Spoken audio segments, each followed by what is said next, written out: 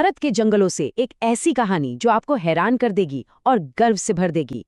ये कहानी है हमारे राष्ट्रीय पशु बंगाल टाइगर की शानदार वापसी की। ये सिर्फ एक जानवर के बचने की कहानी नहीं है, बल्कि एक पूरे देश के संकल्प की दास्तां है। चलिए सबसे पहले एक चौंकाने वाले आंकड़े से शुरुआत करते हैं। 75%। इसका मतलब क्या है? इसका मतलब ये है कि दुनिया के हर 4 में से 3 जंगली बाघ, जी हाँ, हमारे भारत में रहते हैं। ये एक बहुत बड़ी जिम्मेदारी है और जैसा कि हम आगे देखेंगे, भारत ने इसे बहुत ही अच्छे से निभाया है। और ये रहा वो मैजिक नंबर 3682। साल 2022 की गिनती के हिसाब से भारत में बाघों की संख्या इतनी है। पर ये सिर्फ एक आंकड़ा नहीं है, ये दशकों की मेहनत, सही नीतियों और जुनून का नतीजा है। तो चलिए अब इन आंकड़ों की गहराई में उतरते हैं और देखते हैं कि ये कामयाबी की कहानी आखिर लिखी कैसे गई। इस सब की शुरुआत हुई थी 1973 में, जब प्रोजेक्ट टाइगर लॉन्च हुआ था। उस वक्त हालात बहुत खराब थे, बाघ विलुप्त होने के कगार पर थे। और आज देखिए, दशकों बाद ये सफ़र कहाँ से कहाँ पहुँच गया है। और जो बात सबसे ज्यादा हैरान करती है वो है हाल के सालों की तरक्की।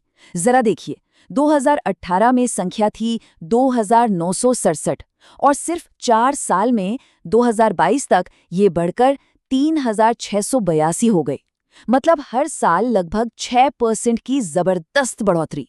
ये जमीनी स्तर पर मिली कामयाबी का सीधा सबूत है। ये कामयाबी किसी एक जगह की नहीं, बल्कि पूरे देश की है। मध्य प्रदेश, जिसे अब टाइगर स्टेट का ताज मिला है, 785 बाघों के साथ सबसे आगे है। और कर्नाटक, उत्तराखंड, महाराष्ट्र, ये सब भी इस कोशिश में जोर शोर से लगे हुए हैं।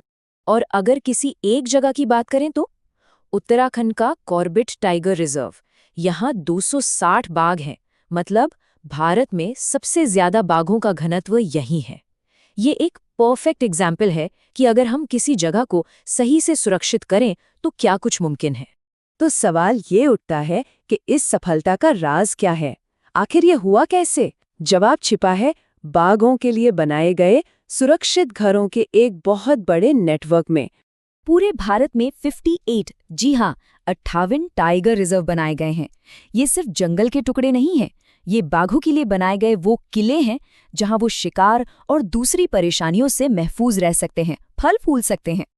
और ये 58 रिजर्व 18 अलग अलग राज्यों में फैले हुए हैं। इससे पता चलता है कि ये एक राष्ट्रव्यापी कोशिश है, एक बहुत बड़ा और कामयाब प्रयास। लेकिन सुनिए, ये कहानी सिर्फ नंबर्स की नहीं है। भारत के बाघों में कुछ ऐसी अनोखी बातें भी हैं जो इसे और भी दिलचस्प बनाती हैं। जैसे कि उड़ीसा के सिमलीपाल टाइगर रिजर्व के बाघों को ही ले लीजिए। साइंटिस्ट ने पाया है कि इनकी एक अलग ही जेनेटिक लाइन है। मतलब इनके जीन्स में कुछ खास है जो इन्हें बाकी बाघों से अलग बनाता है। ये वाकई में यूनिक है।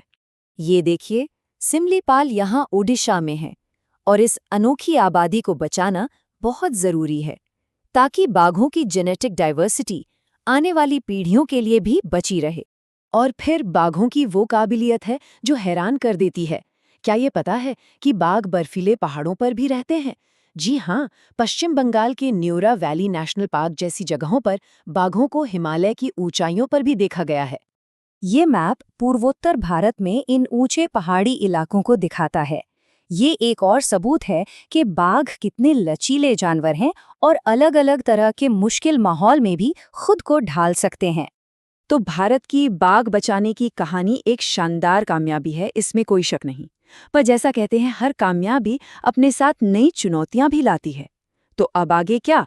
भविष्य की ओर देखना भी उतना ही जरूरी है। तो कुल मिलाकर बात यह है कि ये संरक्षण की एक बहुत बड़ी जीत है। ये नतीजा है दशकों की मेहनत, वैज्ञानिक सोच और लोगों की भागीदारी का। ये दुनिया को एक संदेश देता है कि अगर हम ठान लें तो प्रकृति को बचा सकते हैं। और यहीं से एक बड़ा सवाल खड़ा होता है। जैसे जैसे बाघों की आबादी बढ़ रही है, इंसानों के साथ उनका टकराव भी बढ़ सकता है। तो भविष्य की सबसे बड़ी चुनौती यही है, हम इंसानों और बढ़ती बाघ आबादी के बीच एक शांतिपूर्ण सह अस्तित्व कैसे बना सकते हैं। इसी सवाल का जवाब भारत की इस संरक्षण गाथा का अगला अध्याय लिखेगा।